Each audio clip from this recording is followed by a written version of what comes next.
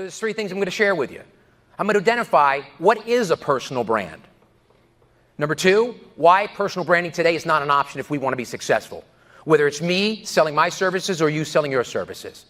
And lastly, I want to share with you some ideas about how you can build powerful personal brand equity and how important that is to your lasting success. But before I do that, I want to take you back to March 31st, 1981. Ronald Reagan is newly elected the President of the United States, and he's given his first address outside the White House at the Capitol Hilton Hotel. It's to the Teamsters Union, a luncheon.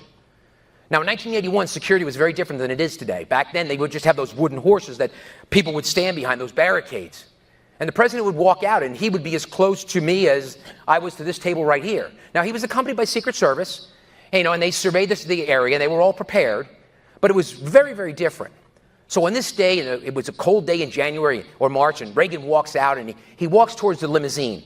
And as he's walking, the press knows that he can't hear well, and he has hearing aids, but nobody else does. So as he walks and they shout a question to him, if he didn't like it, he would go like, huh? Because he'd want to let them know, I'm not paying attention to you, even though he was. But if he liked the question, he would turn and he would answer it. And on this day, he turned to answer a question. Pop, pop, pop, pop, pop. Everybody froze, except for the Secret Service. They knew exactly what had happened. Somebody had tried to assassinate the President of the United States. Secret Service sprung into action. He was accompanied by a guy named Mike McCarthy, 6'4", 250 pounds. Reagan himself was big, 6'2", 180 pounds.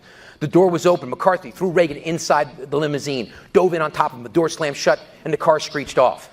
Limousines back at that time were very different than they are today. They'd have that wheel well, if you remember, in the middle there. Seats faced each other.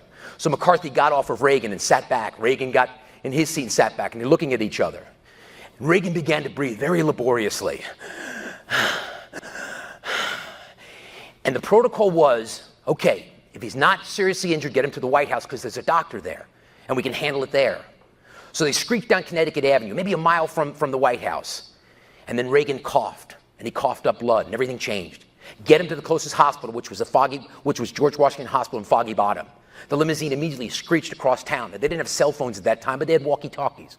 They advised the hospital, somebody tried to assassinate the President of the United States, and we think he's been hit.